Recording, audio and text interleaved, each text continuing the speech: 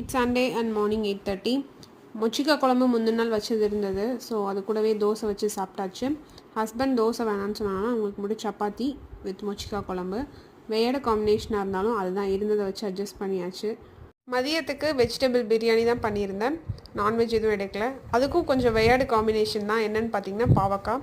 சரி, மதியத்துக்கும் காலைக்கும் கொஞ்சமாக காம்பினேஷன்ஸ்லாம் டிஃப்ரெண்ட்டாக இருந்தனால ஈவினிங்க்கு மேலே சப்பாத்தி வித் பன்னீர் கிரேவி தான் வச்சு சாப்பிட்டோம்.